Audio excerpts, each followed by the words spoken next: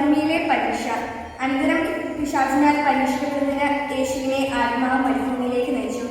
യേശു 40 ദിനരാത്രങ്ങൾ ഉപവസിച്ചു. അപ്പോൾ അവന് വിശന്നു. പ്രലാപകൻ അവനെ സമീപിച്ചു പറഞ്ഞു, നീ ദൈവപുത്രനാണെങ്കിൽ ഈ കല്ലുകൾ അപ്പമാകാൻ പറയുക. അവൻ പ്രതികരിച്ചു, മനുഷ്യൻ അപ്പം കൊണ്ട് മാത്രമല്ല ദൈവത്തിന്റെ ദാനം നിന്നും പുറപ്പെടുന്ന ഓരോ വാക്കുകൊണ്ടുമാണ് ജീവിക്കുന്നത് എന്ന് എഴുതപ്പെട്ടിരിക്കുന്നു. അനന്തരം പിശാച് അവനെ ഇഷ്ടനടത്തിലേക്ക് കൂട്ടിക്കൊണ്ടുപോയി ദേവാലയത്തിന്റെ അഗ്രത്തിൽ കയറ്റി നിർത്തിയിട്ട് പറഞ്ഞു, നീ ദൈവപുത്രനാണെങ്കിൽ താഴേക്ക് ചാടുക. നിന്നെക്കുറിച്ച് അവൻ തന്റെ ദൂതന്മാർക്ക് കൽപ്പന നൽകും. നിന്റെ പാദം കയ്യിൽ തട്ടാതിരിക്കാൻ അവർ നിന്നെ കൈകളിൽ താങ്ങിക്കൊള്ളും എന്ന് എഴുതപ്പെട്ടിരിക്കുന്നു. യേശു പറഞ്ഞു, നിന്റെ ദൈവമായ കർത്താവിനെ പരീക്ഷിക്കട്ടെ എന്ന് കൂടി എഴുതപ്പെട്ടിരിക്കുന്നു. വീണ്ടും പിശാച് വളരെ ഉയർന്ന ഒരു മലയിലേക്ക് അവനെ കൂട്ടിക്കൊണ്ടുപോയി. ലോകത്തിലെ എല്ലാ രാജ്യങ്ങളും അവയുടെ മഹത്വം അവനെ കാണിച്ചുകൊണ്ട് അവനോട് പറഞ്ഞു, നീ സാഷ്ടാംഗം പ്രണമിച്ച് എന്നെ ആരാധിച്ചാൽ ഇവയെല്ലാം നിനക്ക് ഞാൻ നൽകും. യേശു കൽപ്പിച്ചു, സാത്താനെ ദൂരെ പോവുക, എന്നാൽ നിന്റെ ദൈവമായ കർത്താവിനെ ആരാധിക്കണം, അടുത്തെ മാത്രമേ പൂജിക്കാവൂ എന്ന് എഴുതപ്പെട്ടിരിക്കുന്നു. അപ്പോൾ പിശാച് അവനെ വിട്ടുപോയി. ദൈവദൂതന്മാർ അടുത്തു വന്ന് അവനെ ശുശ്രൂഷിച്ചു. യേശു ദൗത്യം ആരംഭിക്കുന്നു. യോഹന്നാൻ ബന്ധനസ്ഥനായെന്ന് കേട്ടപ്പോൾ യേശു ഗലീലയിലേക്ക് പിൻവാങ്ങി. അവൻ നസറത്ത് വിട്ട് സെബൂലൂണിന്റെയും നഫ്താലിയുടെയും അതിർത്തിയിൽ സമുദ്രതീരത്തുള്ള കഫർനഹൂമിൽ ചെന്ന് പാർത്തു.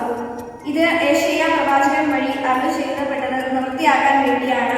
സമുദ്രതീരത്തിലേക്കുള്ള വഴിയിൽ ജോർദാന്റെ മറുകരയിൽ സെബൂലൂൻ നഫ്താലി പ്രദേശങ്ങൾ വിജാതിയരുടെ വേദിയിൽ അന്ധകാരത്തിൽ സ്ഥിതി ചെയ്തിരുന്ന ജനങ്ങൾ വലിയ പ്രകാശം കണ്ടു. മരണത്തിന്റെ മേഖലയിലും നിഴലിലും വസിച്ചവർക്കായി ഒരു ദീപ്തി ഉദയം ചെയ്തു. അപ്പോൾ മുതൽ യേശു പ്രസംഗിക്കാൻ തുടങ്ങി, മാനസാന്തരപ്പെടുകയിൽ സ്വർഗരാജ്യം സമീപിച്ചിരിക്കുന്നു. ആദ്യത്തെ 4 ശിഷ്യന്മാർ. അവൻ ഗലീലിയ കടൽ തീരത്ത് നടക്കുമ്പോൾ കടലിൽ വല വീശിക്കൊണ്ടിരുന്ന 2 സഹോദരന്മാരെ കണ്ടു, പത്രോസ് എന്ന് വിളിക്കപ്പെടുന്ന ശിമയോനെയും സഹോദരൻ അന്ത്രയോസിനെയും. അവർ മീൻപിടുത്തക്കാരായിരുന്നു. അവൻ അവരോട് പറഞ്ഞു, എന്നെ അനുഗ്രഹിക്കുക, ഞാൻ നിങ്ങളെ മനുഷ്യരെ പിടിക്കുന്നവരാകും. തക്ഷണം അവർ വലകൾ ഉപേക്ഷിച്ച് അവനെ അനുഗമിച്ചു. അവർ അവിടെ നിന്ന് മുന്നോട്ട് നീങ്ങിയപ്പോൾ വേറെ 2 സഹോദരന്മാരെ കണ്ടു, സെബെദെയി പുത്രന്മാരായ യാക്കോബും സഹോദരൻ യോഹന്നാനും. അവർ പിതാവുമൊത്ത് വഞ്ചിയിലിരുന്ന് വല നന്നാക്കുകയായിരുന്നു. അവരെയും അവൻ വിളിച്ചു. തൽക്ഷണം അവർ വലകൾ ഉപേക്ഷിച്ച് പിതാവിനെയും വിട്ട് അവനെ അനുഗമിച്ചു. യേശു രോഗികളെ സുഖപ്പെടുത്തുന്നു. അവൻ അവരുടെ സിനഗോഗുകളിൽ പഠിപ്പിച്ചു, രാജ്യത്തിന്റെ സുവിശേഷം പ്രസംഗിച്ചു. ജനങ്ങളുടെ എല്ലാ രോഗങ്ങളും വ്യാധികളും സുഖപ്പെടുത്തുകയും ഗലീലി മുഴുവൻ ചുറ്റി സഞ്ചരിച്ചു. അവന്റെ കീഴിൽ സില്ലായി എന്നും വ്യാപിച്ചു. എല്ലാ രോഗികളെയും വിവിധ വ്യാധികളാലും വ്രതകളാലും അവശരായവരെയും പിശാച് ബാധിതർ, അപസ്മാര രോഗികൾ, തളർവാദക്കാർ എന്നിവരെയും അവർ അവന്റെ അടുത്ത് കൊണ്ടുവന്നു. അവൻ അവരെ സുഖപ്പെടുത്തി. ഗലീലി, ദക്കാപ്പോളിസ്, ജെറുസലേം, യൂദയ, ജോർദാന്റെ മറുകര എന്നിവിടങ്ങളിൽ നിന്നും വലിയ ജനക്കൂട്ടങ്ങൾ അവനെ അനുഗമിച്ചു.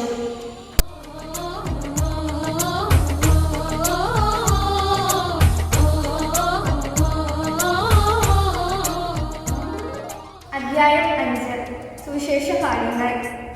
ജനക്കൂട്ടത്തെ കണ്ടപ്പോൾ യേശു മലയിലേക്ക് കയറി. അവൻ ഇരുന്നപ്പോൾ ശിഷ്യന്മാർ അടുത്തെത്തി. അവൻ അവരെ പഠിപ്പിക്കാൻ തുടങ്ങി. ആത്മാവിൽ ദരിദ്രരായവർ ഭാഗ്യവാന്മാർ, സ്വർഗരാജ്യം അവരുടേതാണ്. വിലപിക്കുന്നവർ ഭാഗ്യവാന്മാർ, അവർ ആശ്വസിക്കപ്പെടും. ശാന്തശീലർ ഭാഗ്യവാന്മാർ, അവർ ഭൂമി അവകാശമാക്കും.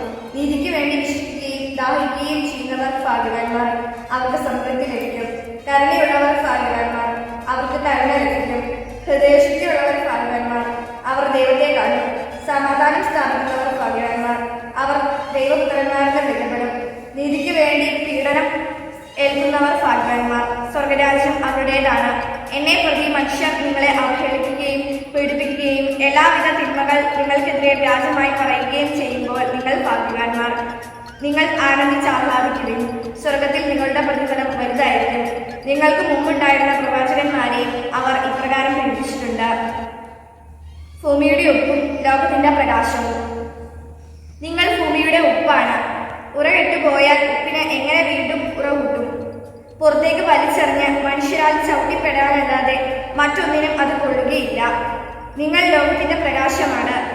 മലമുകളിൽ പണിതുയർത്തിയ പട്ടണത്തെ മറച്ചു വെക്കുക സാധ്യമല്ല. വിളക്ക് കൊളുത്തി ആരും പറയുടെ കീഴിൽ വെക്കാറില്ല, പീഠത്തിന് മേലാണ് വെക്കുക.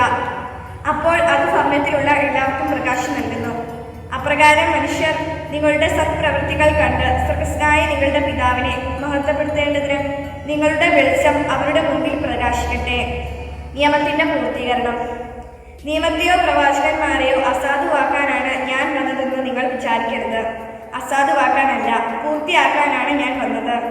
ആകാശവും ഭൂമിയും കടന്നു പോകുന്നവരെ സമസ്തവും നിറവേറുകളും നിയമത്തിൽ നിന്ന് വള്ളിയോ പുള്ളിയോ മാറുകയില്ലെന്ന് സത്യമായി ഞാൻ നിങ്ങളോട് പറയുന്നു. ഈ പ്രമാണങ്ങളിൽ ഏറ്റവും നിസ്സാരമായ ഒന്ന് ലംഘിക്കുകയോ ലംഘിക്കാൻ മറ്റുള്ളവരെ പഠിപ്പിക്കുകയോ ചെയ്യുന്നവൻ സ്വർഗരാജ്യത്തിൽ ചെറിയവൻ എന്ന് വിളിക്കപ്പെടും. എന്നാൽ അത് അനുസരിക്കുകയും പഠിപ്പിക്കുകയും ചെയ്യുന്നവൻ സ്വർഗരാജ്യത്തിൽ വലിയവൻ എന്ന് വിളിക്കപ്പെടും. നിങ്ങളുടെ നീതി നിയമജ്ഞരും ഫരിസേയരും നീതിയെ അതിശയിക്കുന്നില്ലെങ്കിൽ നിങ്ങൾ സ്വർഗരാജ്യത്തിൽ പ്രവേശിക്കുകയില്ലെന്ന് ഞാൻ നിങ്ങളോട് പറയുന്നു. സഹോദരനുമായി എണ്ണപ്പെടുക. കൊല്ലരുത്, കൊല്ലുന്നവൻ ന്യായവിധിക്ക് അർഹനാകും എന്ന് പൂർവികരോട് പറഞ്ഞതായി നിങ്ങൾ കേട്ടിട്ടുണ്ടല്ലോ. എന്നാൽ ഞാൻ നിങ്ങളോട് പറയുന്നു, സഹോദരനോട് കോപിക്കുന്നവൻ ന്യായവിധിക്ക് അർഹനാകും. സഹോദരനെ ഫോഷ എന്ന് വിളിക്കുന്നവൻ ന്യായാധിപ സംഘത്തിന് മുൻപിൽ നിൽക്കേണ്ടി വരും. വിഡ്ഢി എന്ന് വിളിക്കുന്നവനാകട്ടെ നരകാഗ്നിക്ക് ഇടയായി തീരും. നീ ബലിപീഠത്തിൽ കാഴ്ചവെക്കുമ്പോൾ നിന്റെ സഹോദരനോട് എന്തെങ്കിലും വിരോധം ഉണ്ടെന്ന് അവിടെ വെച്ച് ഓർത്താൽ കാഴ്ചവസ്തു അവിടെ ബലിപീഠത്തിന് മുൻപിൽ വെച്ചിട്ട് പോയി സഹോദരനോട് രമ്യപ്പെടുക. പിന്നെ വന്ന് കാഴ്ച അറിയുക. നീ പ്രതിയോഗിയോട് വഴിക്ക് വെച്ച് തന്നെ വേഗം രമ്യത കൊള്ളുക.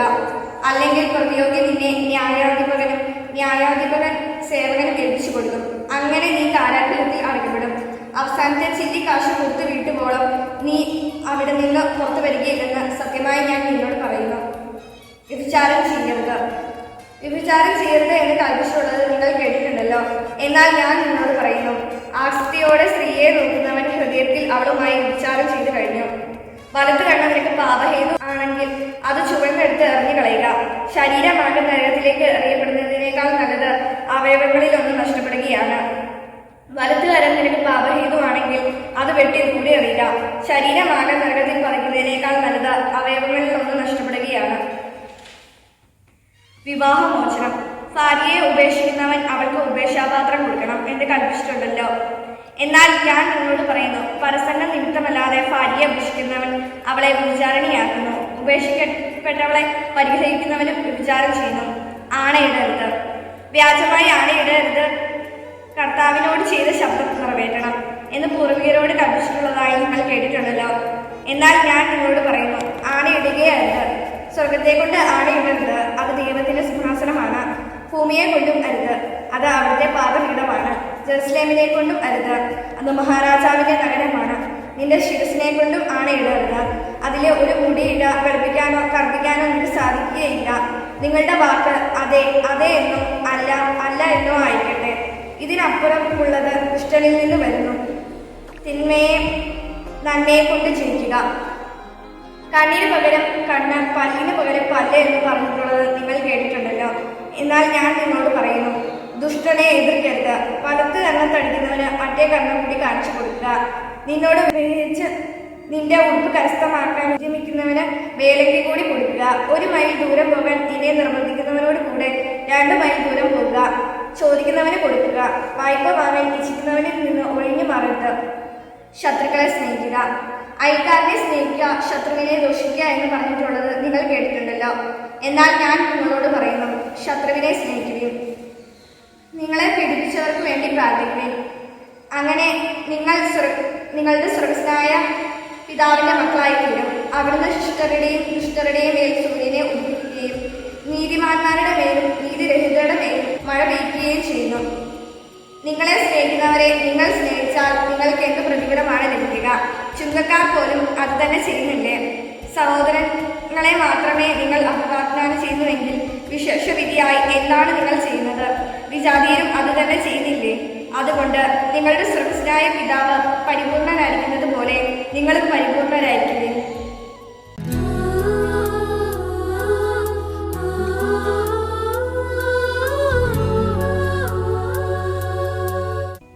അധ്യായം 6. ധർമ്മദാനം.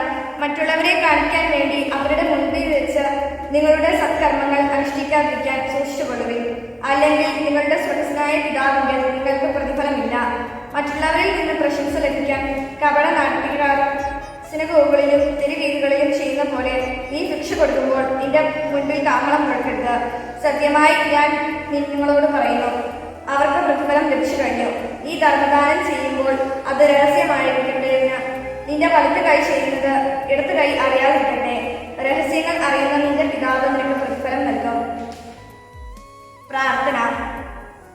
നിങ്ങൾ പ്രാർത്ഥിക്കുമ്പോൾ കപടനാട്യക്കാരെ പോലെ ആകരുത്.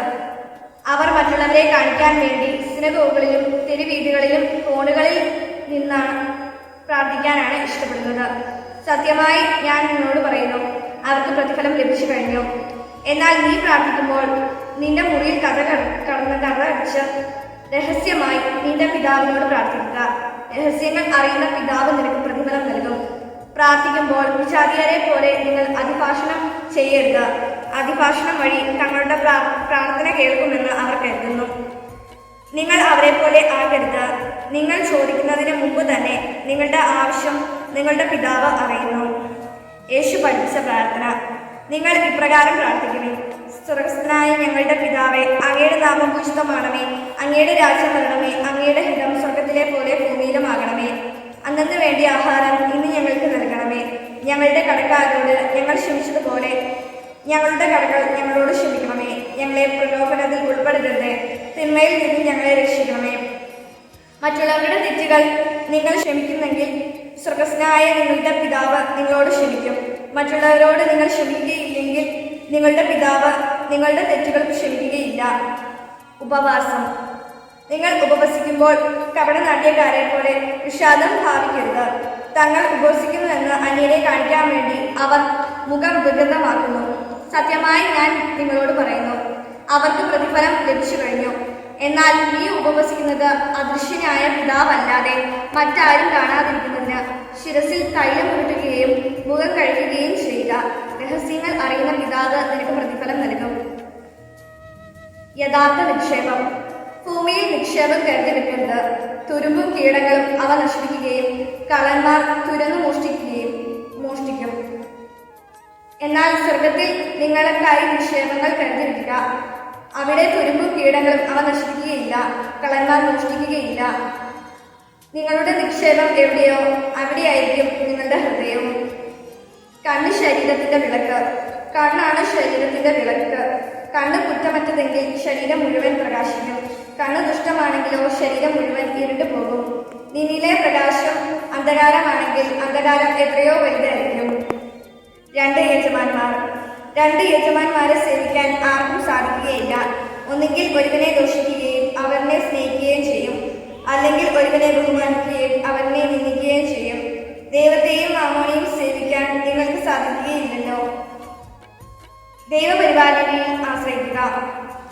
ഞാൻ നിങ്ങളോട് പറയുന്നു, എന്ത് ഭക്ഷിക്കും, എന്ത് പാനം ചെയ്യും എന്ന ജീവനെക്കുറിച്ചോ എന്ത് ധരിക്കും എന്ന ശരീരത്തെക്കുറിച്ചോ നിങ്ങൾ ഉത്കണ്ഠരാകുകയല്ല. ഭക്ഷണത്തെക്കാൾ ജീവനും വസ്ത്രത്തെക്കാൾ ശരീരവും ശ്രേഷ്ഠമല്ലേ? ആകാശത്തിലെ പക്ഷികളെ നോക്കുകയും അവ വിതയ്ക്കുന്നില്ല, കൊയ്യുന്നില്ല, കളപ്പുരയിൽ ശേഖരിക്കുന്നില്ല. എങ്കിലും നിങ്ങളുടെ സ്വർഗ്ഗസ്ഥനായ പിതാവ് അവയെ തീറ്റിപ്പോറ്റുന്നു. അവയേക്കാൾ എത്രയോ വിലപ്പെട്ടവരാണ് നിങ്ങൾ.